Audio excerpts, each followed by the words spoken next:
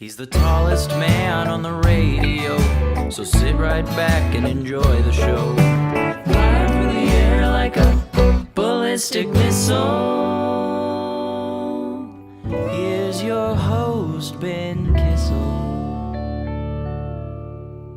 Hey, what's up, everyone? How you doing? Ben Kissel here, hanging out with Kyle Ploof. Hello. Thanks for listening to The Political Show. Of course, you can also check out Kyle Ploof on the Death in Entertainment podcast.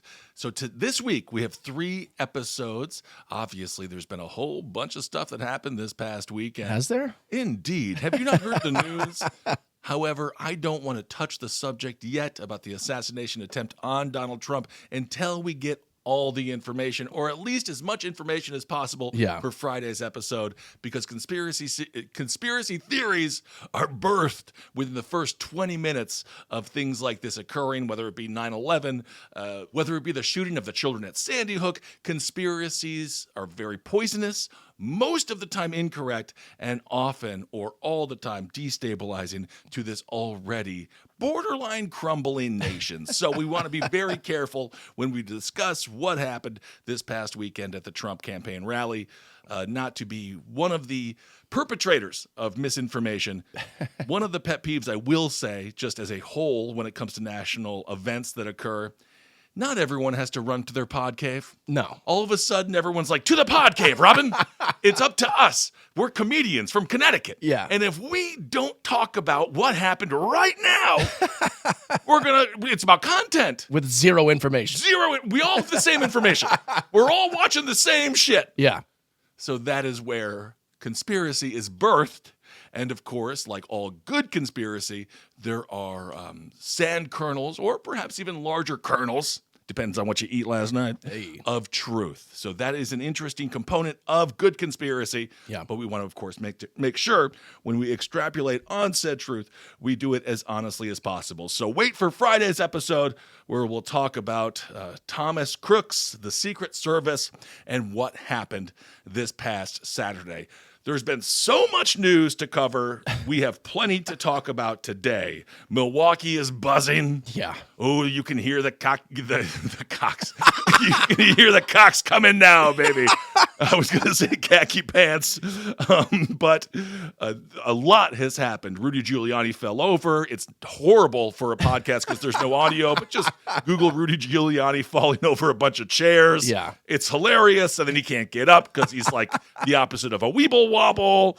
And of course, J.D. Vance has officially been chosen as Donald Trump's VP. So we'll get into that. Also, Joe Biden doing something, in my opinion, that is positive when it comes to the Supreme Court. We will also discuss that. But first, the biggest tragedy of this weekend. The Home Run Derby anthem. Oh my goodness. Ingrid Andress. I enjoy some good old-fashioned country music, mostly emphasis on old. Apparently, she's a country star. She's 32 years old. She sang the national anthem, and people were like, can we get Roseanne Barr back? Yeah. I loved it when she grabbed her big cooch and spit on the ground. That's my kind of national anthem. Yeah. It was the worst national anthem since Fergie, and a difficult song to sing. And I'm not even going to pretend that I'm making fun of Ingrid. We all have those nights. It just happened to be at a massive scale in front of her Texas crowd. And, of course, for the Home Run Derby, which I thought was kind of boring other than Ingrid. So I'm thanking Ingrid. Yeah, Ingrid is like, it gave you something to talk about. It gave you something to talk about. So she sang the national anthem. She has since apologized. And it was so bad, apparently, she's got to go to rehab. Oh, come on. She said, I'm sorry, I was absolutely hammered. And let's be honest, wasn't she just like every other American singing the national anthem, amplified? Yes. So, you know what, Ingrid? Number one, you don't need me to forgive you because you didn't. It's not illegal to sing the national anthem wrong. As a matter of fact, I think it's mandatory. Yeah. But it's okay, bud. Yeah. And people, I will say, attacked her more on social media than they did Thomas Crooks. Oh, yeah. They attacked Ingrid more than you would have thought she blew up the White House. Yeah. So that story, that's just how fickle the American media mind is. Yeah. Where they're like, someone tried to shoot the former president. This bitch sang all bad. She dethroned Fergie for worst national anthem, I think. She did. At least in recent memory. And perhaps it's an inside job. Maybe Fergie set it all up. Yeah. Who knows? All right. Well, let's get to some real stories here. In the post-shooting of Donald Trump, there is one thing I do want to talk about, is the polling data. A lot of people said this is going to be a boom for Donald Trump. He's guaranteed to win now. Interestingly enough, in the first polls since the assassination attempt, this is the Morning Consult poll. They interviewed 2,045 registered voters. It's about the same as it was, which is a statistical tie. Donald Trump is up by 1 percentage point against Joe Biden, and Kamala Harris and Trump are about tied as well. I do want to emphasize, because for some reason, every single election cycle, people forget this. These polls are taking into consideration national votes. It doesn't matter. It's an electoral college that matters the most. Right. So that's why Donald Trump can lose by 7 million, lose by 2 million, and still, in the case of 2016, win. Obviously, in the case of 2020, lose. Don't tell him that. His head might explode. Fake news. There you go. So I did think that was kind of interesting. Also, when it comes to just where we are as a country, a Reuters Ipsos poll says that 4 in 5 Americans fear the country is sliding into chaos. And it seems as if that fear is reasonable. Sounds like a poll from the Gotham Daily. Sliding into chaos. Sliding into chaos. Where is Batman? By the way, you know what? Batman, I love Batman. Yeah. Favorite superhero. But Bruce Wayne's a real dickhead. Oh, absolutely. You know, and then so Capitalist. I feel like if I was Bruce, if I was Bruce, I'd hate Batman, and as Batman, I'd be like, God damn it, me. Why am I fucking up this? Why is the homeless population? What's happening with the homeless? They're booming. Maybe it's your own economic ideas, Bruce. Shut up, me. I'll kill you. So that is sad to me that 4 in 5 Americans, again, fear the country sliding into chaos. Yep. And that is because of a series of things. I will point out media when it comes to let's lower the temperature. The people who raise the temperature are the exact people who are like, maybe we shouldn't say things like we should put him in the crosshairs. Maybe Trump shouldn't say things like we need to have the blood of this country make sure it's real red. Yeah. Tone it the fuck down. But it's the same people who are yelling at us to tone it down that tone it up. They have their blow torches ready. It's the biggest hypocrisy that I think can come from any of this is because media makes so much money on binary thinking. Yeah. And then, of course, they break down a niche of a niche and a niche. So it's like, yeah, we're Democrats, but we're socialist Democrats. And then from there, it's like, and then we also have, whatever. Yeah. So you narrow down your point of view or your thoughts to the smallest margin possible in order for you to still have a large enough audience to sustain monetarily. As we all know, politics are one in the cracks. And I'm not talking about that WAP.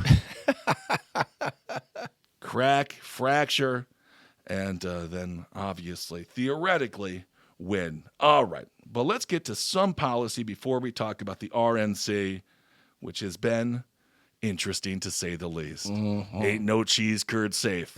And of course, cheese curd is a euphemism for male testicles. I was just reading an article from 2016. They interviewed a bunch of male escorts for the RNC, and they're like, we are crushing. Wow. Crushing. And then I looked for 2024. So far, mum. Yeah. So far, mum. So the male escorts haven't come out yet and shared their experiences. That's their Super Bowl's RNC. Indeed. They'll be like, after the convention, they'll be on a Greyhound bus back to Oklahoma, and they'll be like, sir, you're going to have to sit in your seat. And be like, it's inside of me. Yeah. I promise you I am attempting to. Okay, let's get on to some potential policy. Biden and his administration have announced support for major changes to the Supreme Court.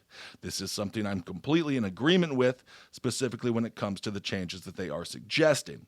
So right now, the Supreme Court, obviously, it's a lifetime appointment.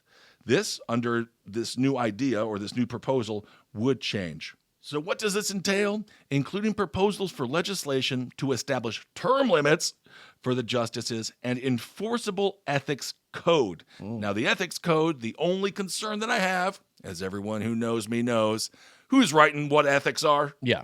That's the only issue. But for sure, I agree with Joe Biden and his team when it comes to establishing term limits for the Supreme Court. Because as we've seen, specifically with the most egregious of them all, Clarence Thomas, bought and sold, to say the least.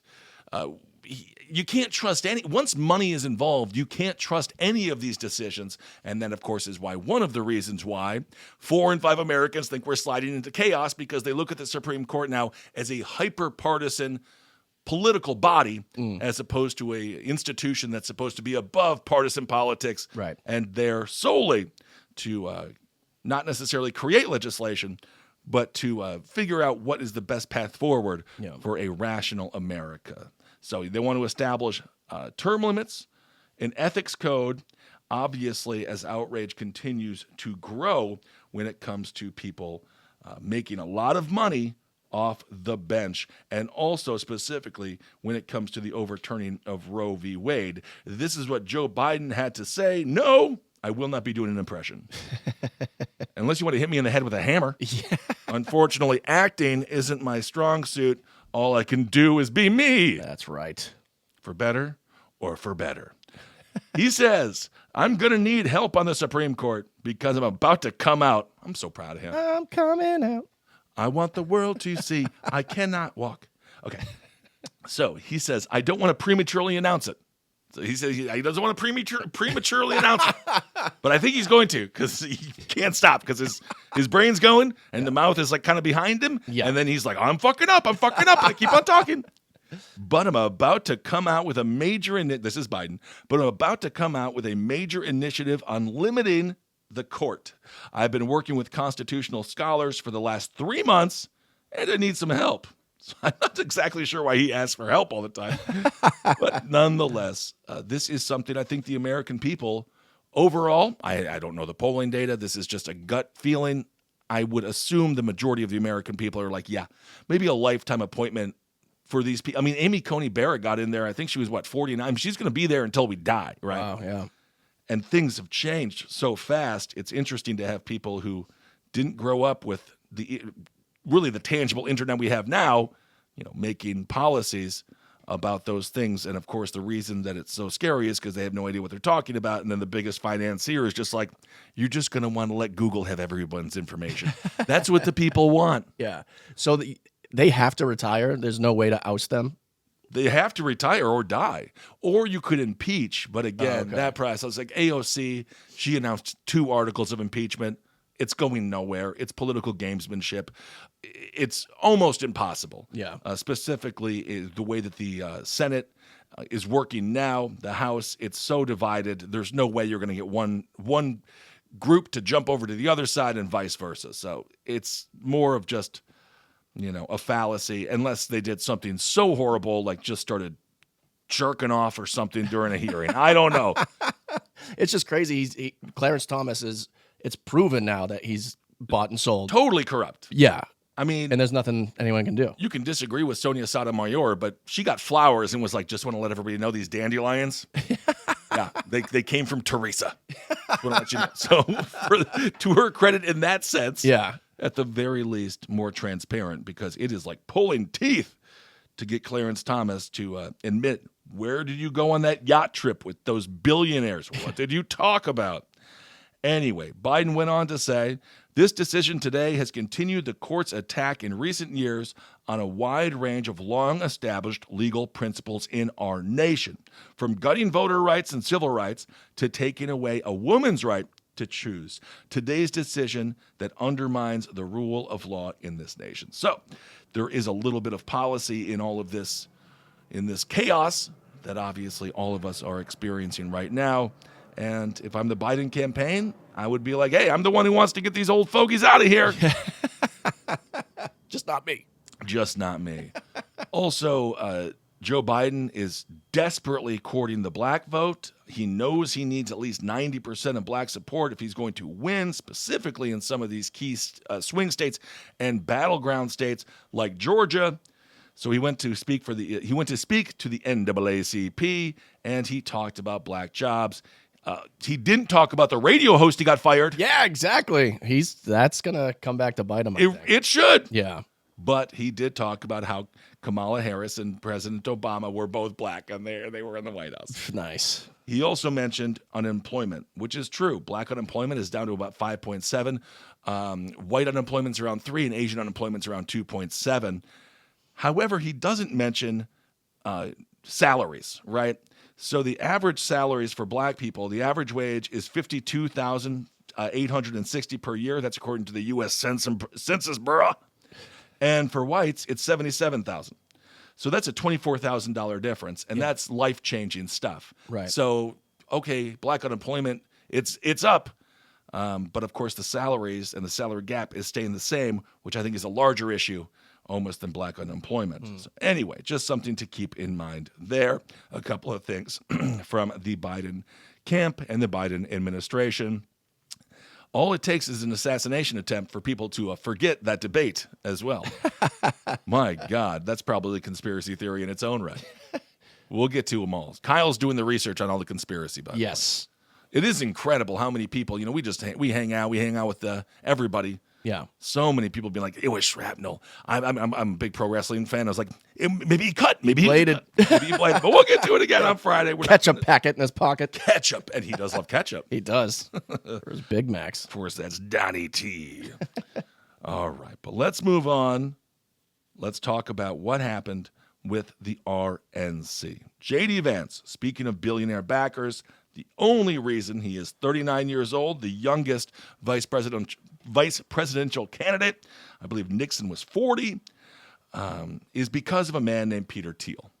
Peter Thiel is the billionaire backer of J.D. Vance. He is the reason why he was able to win the Senate in Ohio. He beat out Tim Ryan in 2022. Tim Ryan, obviously, someone who also had deep pockets and a lot of support. So it wasn't necessarily an upset, but it was definitely a tough-fought battle for J.D. Vance to win. One of the interesting things is Ohio isn't necessarily a swing state. As a matter of fact, it's not at all at this point. It was when I was growing up, and now it's deep, deep, deep red. So politically, he doesn't really need Ohio. J.D. Vance also, he's a white man, a straight fella. So, and he wasn't necessarily on board with the MAGA agenda the whole time. That's what makes this choice kind of interesting. Never Trump. He was a never Trumper. He called Trump's election in 2017. He said it was America's Hitler. That's what he called Donald Trump, America's Hitler. But let's be honest, Hitler's our Hitler. Yeah. Well, He's Hitler. everybody's Hitler.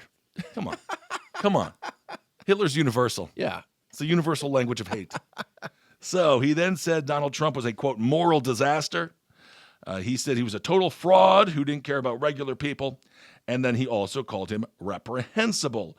It's amazing what a little bit of political success will do to the mind of a person who pretends to have any morality whatsoever. Of course, that being J.D. Vance. J.D. Vance also is a total liar and a hypocrite when it comes to the book he wrote, Hillbilly Elegy. The man grew up in the suburbs. He went to the Ivy Leagues.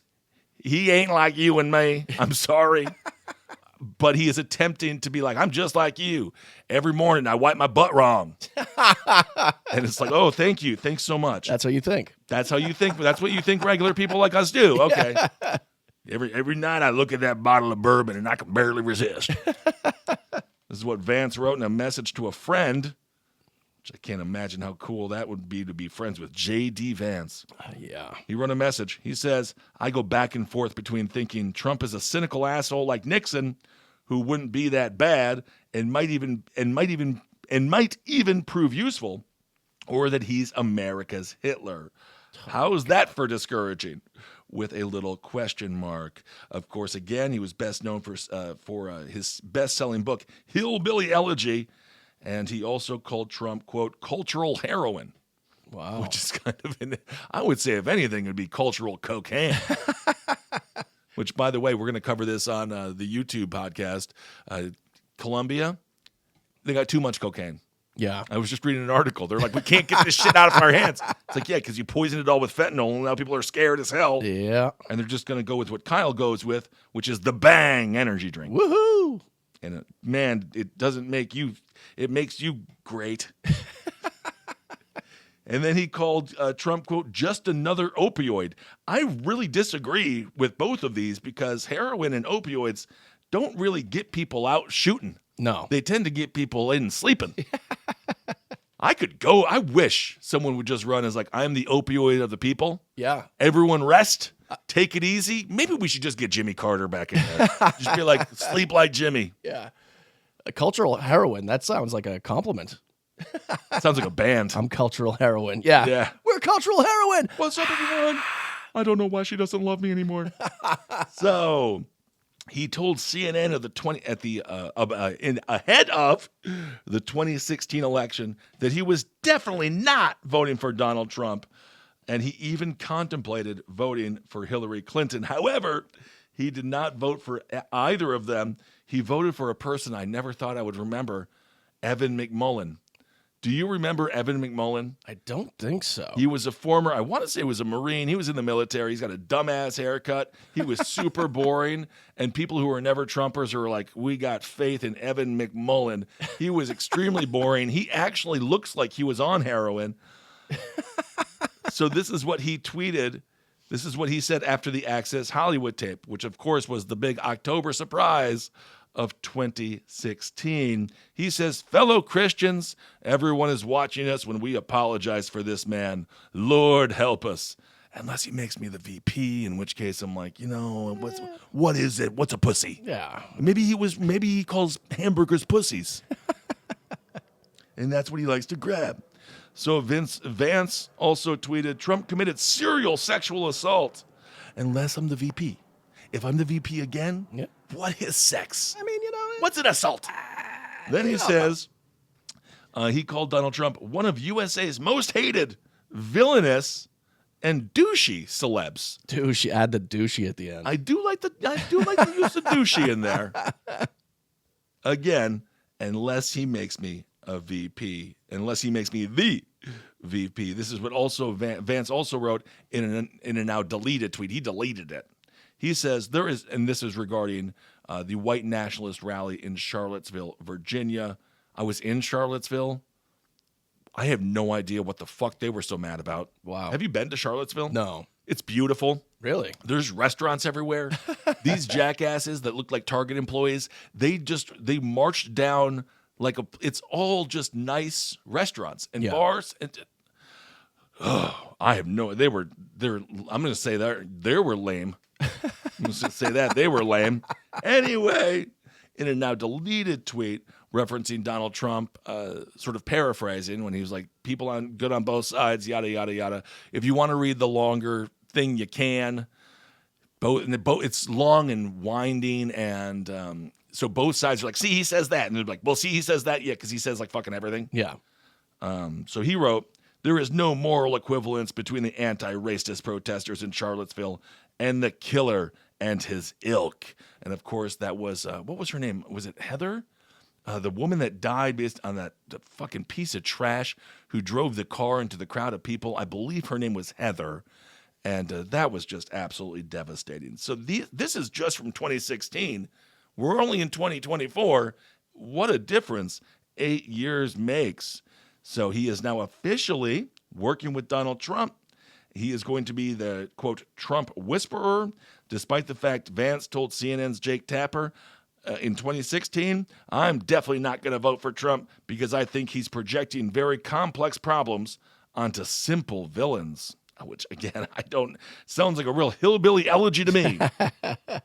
You're right. It was Heather Heyer, by the way. Heather Heyer. That was just so freaking sad. So that's the biggest announcement thus far from the RNC. Again, other than the aforementioned Rudy Giuliani falling over and not being able to get up. Slow motion. Which was pretty freaking incredible. There has been a couple of different policy changes as well to the GOP platform that I do find interesting. But before we get to that, let's sort of stay in the superficial celebrity realm. When it comes to Christian conservatives in the Republican Party, some of them are feeling like maybe they're getting squeezed out. Oh. Why? Because they have people like Amber Rose speaking at the Trump campaign, at the RNC rather, I'm sorry. She's an OnlyFans model and ex-girlfriend to Kanye West, emphasis on ex. I don't know what's going on with that one gal that he's dating. That's a whole bunch of stuff that I'm not going to get into because I don't fucking know what their relationship is. All I know, yay, I think he is still running for president. Or Kanye? I think in his own mind he is anyway. Oh, damn. Give him time. So conservatives, they slammed the RNC for giving, quote, a prime-time speaking slot to a pro-abortion feminist who even praised Satanism. This is a wide tent Republican. This ain't your grandpapa's Republican Party. They were upset she got a primetime spot. Again, this is according to, this is actually what she says. She says, I believed the left-wing propaganda that Donald Trump was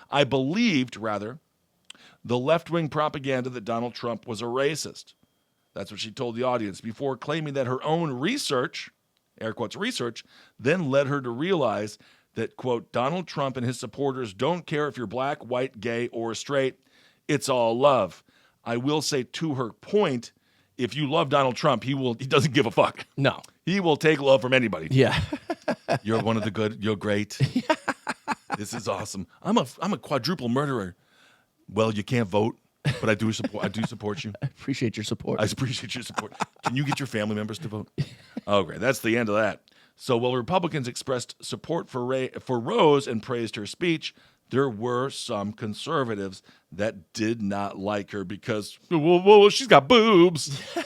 What's that? And a face tattoo. A face tattoo? What's that hot chick that makes my dick feel like, oh, maybe I'm not gay? So one person was the Daily Wire. I think that's the company that the other Ben Shapiro, he works for or owns or whatever. I don't fucking know. It doesn't seem like a lot of fun to me.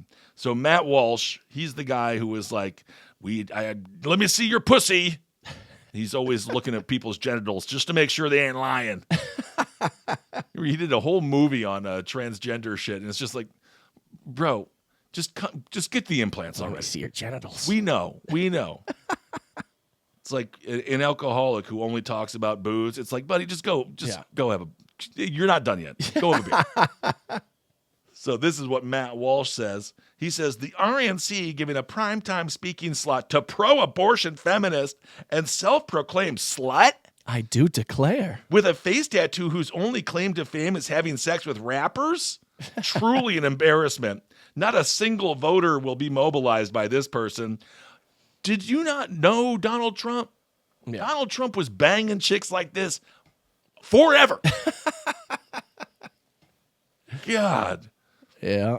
Anyway, so that was an interesting speaker for the RNC. That's got to be the first speaker that has a forehead tattoo. It might be. It might be. 50 Cent, he may have gone to the RNC, but he decided not to. Yeah. But 50 Cent did have the image of Donald Trump being on his record, on the cover of his record. Oh yeah. He put the face of Donald Trump in the place of his face. He did it with his background at a show in Boston. Yep. This is according to, I don't know who this fucking chick is, but it's Sturgeon's Law. This is one of what she posted on X. So I'm so happy everyone has an opinion. Yep. She says the RNC opening with a woman of color, former stripper, and slut walk leader saying this looks like another W for wokeness and DEI. If that's actually what woke was, then I would love that. I would love that. I think it's more about yelling at you for not saying the right words. Where It's like, no, it's not homeless, it's unhoused. And that's what we're going to talk about for the next 3 hours as opposed to fixing the fucking problem. Yep. Anyway, so this is what Chronicles magazine columnist Pedro Gonzalez said. The RNC is quietly crushing those who don't want the GOP to drift left while elevating people like Amber Rose, a speaker who in March praised Satanism as very rational and a logical religion that helps a whole lot of women get abortions. This will go beyond social issues. So there's a lot of incels who are real mad that the RNC has a chick with a big old butt. Dr. Taylor Marshall, I think a self-professed doctor, says Amber Rose out there on stage making me not want to vote for Trump. This is embarrassing. If he can get the slut walk supporters and the strippers, he's a shoo-in. What's the slut walk? Just It's when a bunch of what you can bunch of imagine. sluts walk? Yeah. It's like that. And maybe some get into a slow jog every now and again. It was about like, hey, we're sluts, we're here, have fun with it. Yeah. Which I thought was just fantastic. That's nice. However, she did receive some support from a number of Republicans, including a dude named Benny Johnson, who praised the OnlyFans model. And he said she gave a powerful speech. Also, New Mexico State Representative John Block, he says, don't criticize Rose. Quote, that would be pushing people away from our party. And I completely agree. If the Republicans can get like hot chicks to support them, which would be the first time in my lifetime, that would be pretty fucking good for the numbers. Yeah. I'm just voting for Trump because I follow this chick on OnlyFans. She told me I get 25% off if I tell her I did. You got a big fat dumper. Yeah, she says she's going to do some piss play if I vote for Trump. And I'm just into it. I don't know. What are you going to do? All right. And just lastly, when it comes to the RNC, the platform, this is why everything is so strange right now, because you do have Project 2025, which is the new boogeyman. And I do just want to clarify. I was talking with my friend the other day, and he got so mad. He was like crying. It's a think tank. They are not policymakers. Yeah. If you took every single think tank from all sides of life and you amplified what they were saying, everything is extreme. It cannot take place. Yes, if Project 2025's world did come to pass, it would fucking suck. Yeah. I don't believe that they have that power. And I do believe that's the new sort of, if you're in the media and you want to rile up fear and rile up disdain towards one political candidate, you look to that.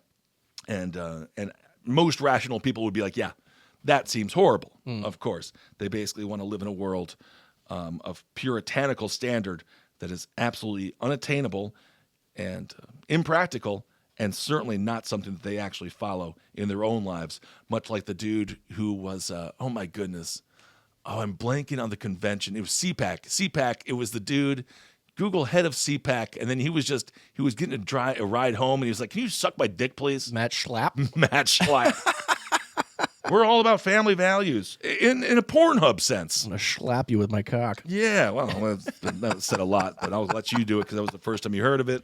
Yeah. But yeah, that's the last time because everyone was saying that. Oh, shit. Yeah.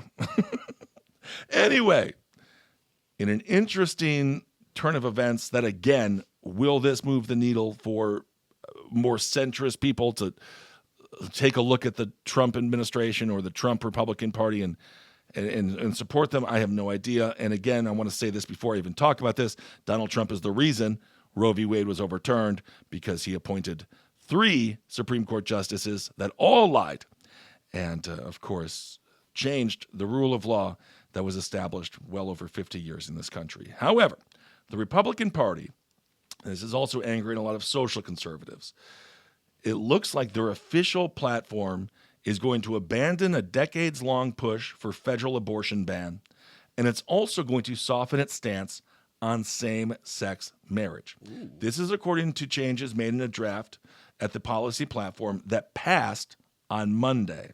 So the new draft party platform, it will have to be approved from the full Republican National Committee, which I don't see why it wouldn't be. It came after the Trump campaign made a quiet push to keep those seen as too socially conservative off the platform committee. Obviously, this is politics. He understands that the vast majority of people in this country want to have freedom of choice in every sense of the word, specifically when it comes to body autonomy, which is what abortion's all about. So he has now encouraged the RNC to soften its stance on same-sex marriage and soften its stance on abortion. This is what a platform committee spoke. This is what they said. They spoke to NBC News. They say, the reality of the situation is this platform reflects modern-day realities. This is a position that leaves it up to the states, which is the position of the Republican Party. So it's not exactly, by Republican standards, it is softening, but of course, they're not exactly calling for a new guarantee that this nation will only be pro-choice. Of course, at the Supreme Court level, they're basically just leaving it up to the states. So fights over how to handle changes to the abortion and same-sex marriage has dominated the lead up to the GOP changing its national policy platform. Social conservatives, they were super upset. They wanted to retain the old language, promoting an abortion ban and opposing same-sex marriage. Now, one of the things about Donald Trump, first of all, he's paid for a lot of abortions. And it's probably like, thank God for hangers. But anyway, and also when it comes to same-sex marriage, I truly do believe he doesn't give a fuck about that. No. I mean, he is a Hollywood elite. He's a New Yorker. Same-sex marriage is so passé. Yeah. I mean, at this point, I've seen gay people become more conservative because they're like looking at certain things that are occurring, and they're like, I guess I'm just a butt-fucking Republican. I don't know. But I do find this to be interesting, again, because of what happened in 2022 with the Supreme Court's decision to overturn Roe v. Wade, and how quickly we forget that that was supposed to be the death knell for the Republican Party as a whole. And it was in those midterms. The 2022 midterms, Democrats did much better than expected, and it definitely was because of that Supreme Court decision. So this is according to Chad Donnelly, who is not happy. He is the former chair of the South Carolina GOP, which, God, I can't even imagine how horrible of a person that man is. You know, I'm the former chair. He must just like talk to people. Do you know who I am? Do you know who I am? It's like, yeah, it looks like you're farting in that stool. Can you please get out of here? He says, it is fair to say that over 1,000 pastors have emailed, texted, and called me about their disappointment over where they saw the platform going. Good. If 1,000 conservative pastors are upset, I'm like, all right. Yeah. I'm fine with it. It's something right. I'm all right. It's like when Rachel Maddow was like, if Trump's elected, he's going to put me in jail. It's like, oh, yeah. First of all, he's not. Second of all, you'd have the time of your life. So he was upset because he doesn't want to be labeled as too pro-life. He's upset because the platform committee doesn't want to be labeled as too pro-life. But as we've mentioned, I think it was 2 or 3 episodes ago, because of the ban of abortion in Texas, more babies are dying. So it's just a clever 2 words put together with a hyphen when they say they're pro-life. He says, the words I'm hearing are shocked, betrayed, trampled. Trampled? Wow, sounds like a sweet, well, I'm just going to say like one of those sex workers, what they're doing to somebody's balls over there. Step on me. You get it. He says, shocked, betrayed, trampled, depressed, deflated. So he's using a lot of words that all mean the same thing. Yeah. Kind of. Unless he's talking about Tom Brady and the Patriots. Oh, You piece of trash, Kyle. Jesus. We won 45-7. Yeah, with soft balls, losers. So he goes on to say, most pastors I know don't want Biden and will still probably vote for Trump. Okay, so doesn't matter then. But this hurts the energy needed. What? Also, you don't. Voting doesn't take energy. It's like super boring. Yeah. You know, it's not like we need to energize the base. No, you just get your ass up and you just go to a community college. Yeah. It's not an aerobic activity. If you really want to be smart, sit down and take a class. But this hurts the energy needed for those folks to do things it takes to help elect a president. In a statement, the Trump advisor said the platform represents his vision for the Republican Party. This is what Trump campaign senior advisor Chris LaSavita and Susie Wiles, this is what they said in a statement. They say President Trump's 2024 Republican Party platform articulates his vision to make America great again in a way that is concise. When I think Trump, I think concise. In a way that is concise and digestible to every voter. So digestible and concise. According to a Biden campaign spokesperson, James Singer, they say every voter should Google Project 2025 if they want to know Donald Trump's true agenda for America. Again, the new boogeyman in there. And of course, as everybody knows, because I've just said it, Project 2025 is horrible. I just don't really believe that it is going to have much of a say. That group, the Heritage Foundation, is going to have much of a say in his campaign. But anyway, it was. They go on to say what was put out today was not a platform. It was a cheap, in all caps, admission. Trump and his campaign want to hide from his dangerous Project 2025 agenda to make Trump a dictator on day one. Oh boy. And then of course the right is like, Biden's going to destroy the country. And stop, please, Lord. This is why assassination attempts are happening. Okay.